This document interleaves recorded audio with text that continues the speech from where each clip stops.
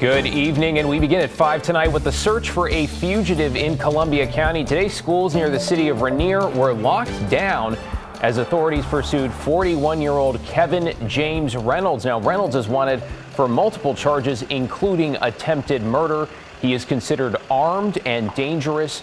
Police say he was spotted last night in the area and say yesterday the suspect fired a gun at someone. Residents in the area have been told to stay inside. Reynolds has not been found yet. Anyone who sees him is urged to call 911 immediately. A shooting near McMinnville High School forced them to cancel class today. Early this morning, police got a call from people who live nearby that they heard gunshots. This was before students were in the building. Police found damage to an outside wall of the school and some used shell casings on nearby streets. Class was canceled so officers could investigate. Nobody was hurt and no word on a suspect or an arrest yet. To an update tonight on RSV, with hospitals locally and across the country now beginning to get overwhelmed by cases. Now, earlier this week, Oregon's governor declared a state of emergency because the number of people suffering from the respiratory virus are already so high. And as Joe Ranieri reports, we're not expected to see the peak for another couple of months.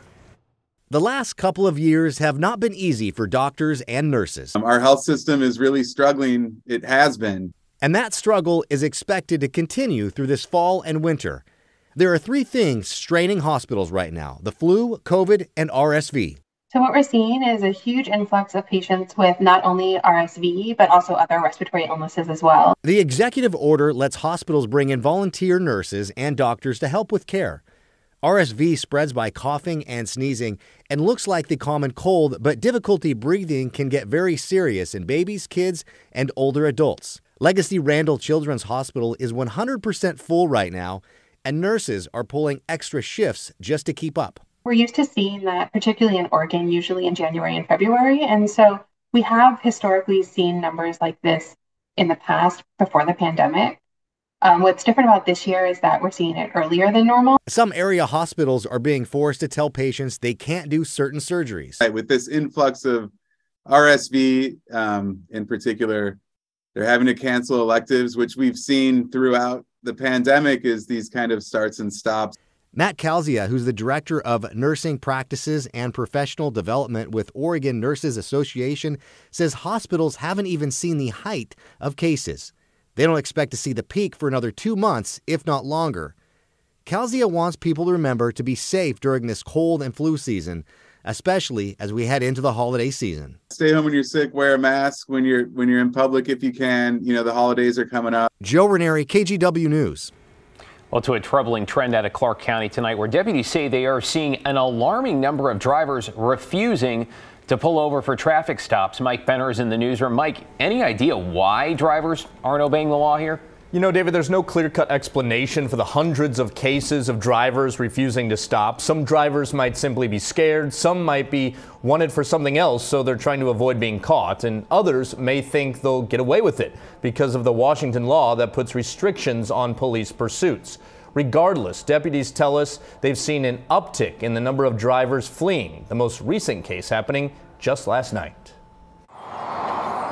This stretch of Northeast 119th Street in rural Clark County is where deputies say a teen driver made an illegal U-turn Tuesday evening. It would be one thing if that's all the driver did, but it wasn't.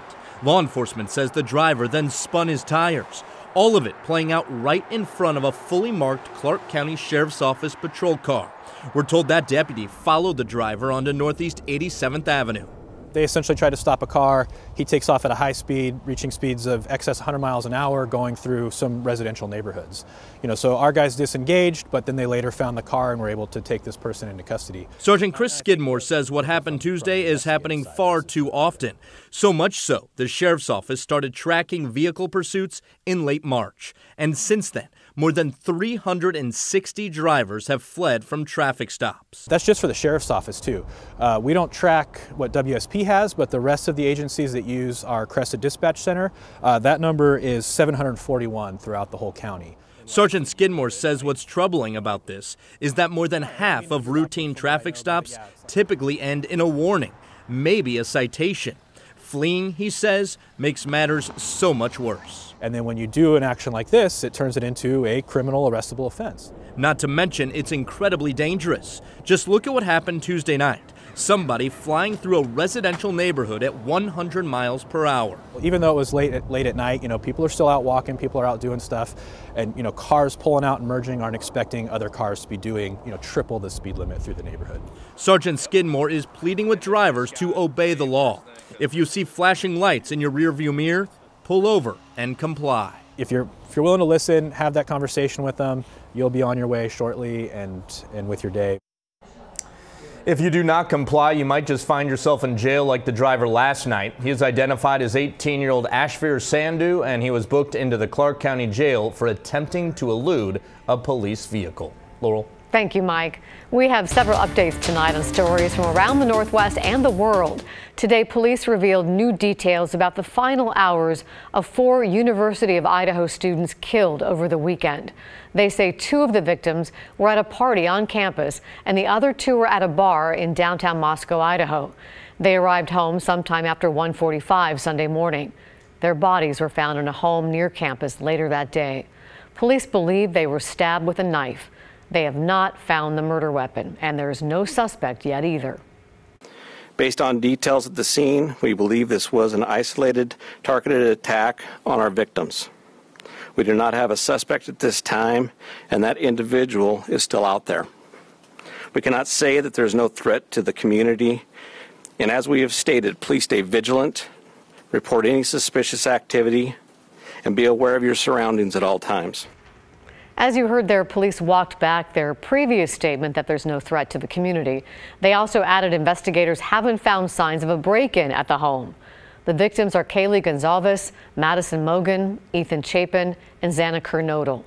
All were 20 or 21 years old. Police are urging anyone who may have seen them the night before they were killed or in those early morning hours to contact them. There's also a vigil happening tonight for the victims. It's in Coeur d'Alene, and it just started at 5 o'clock.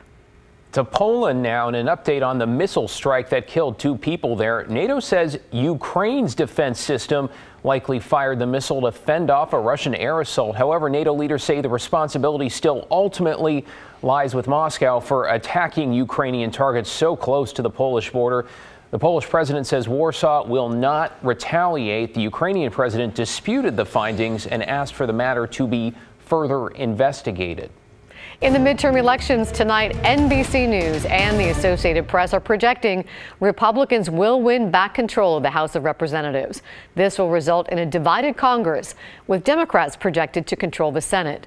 While GOP control of the House will be a powerful check on President Biden, their majority will be a slim one and will likely limit its ambition. The final tally of seats for each party isn't known yet. NBC projects 221 for Republicans and 214 for Democrats, with a margin of error of 2 seats. In local politics, Oregon Governor-elect Tina Kotek made an unannounced stop at Portland City Council today, where she pledged her support to tackle some of the most pressing challenges in the city. Kotek spoke to the council briefly and met privately with Mayor Ted Wheeler. And I've heard across the state that people are concerned about things in Portland. We have work to do, but we're going to do it together. And I really appreciate the opportunity to say hello and just thank you for everything you're doing. And I'm optimistic we can solve problems together. Wheeler said he plans to meet with Kotek every 2 weeks to discuss issues facing the city. Meanwhile, Washington Senator Patty Murray is poised to make history. Today, Senate Majority Leader Chuck Schumer announced he will nominate her to serve as Senate President pro tempore.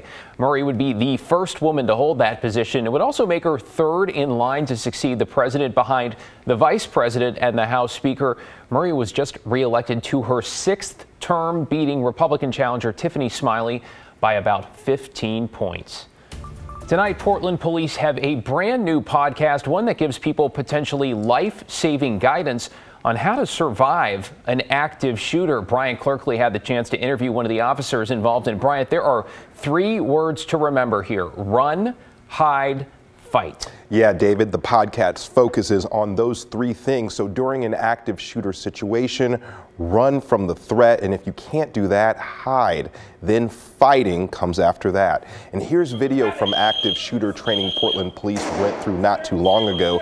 The Community Active Shooter podcast is audio only and taught by Portland police officers with years of experience. It covers how to prepare for the possibility of an active shooter, what to do when it happens, and what to expect from law enforcement when they get to the scene. There was a huge demand for this training in the community, and officers wanted to start a podcast so they can reach everyone.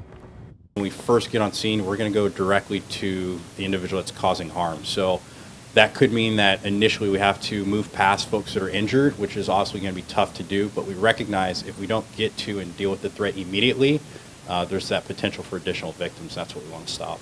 Police say these situations are rare and they don't want to scare anyone, but they want people to be prepared. And you can find the podcast on YouTube or the Portland Police website.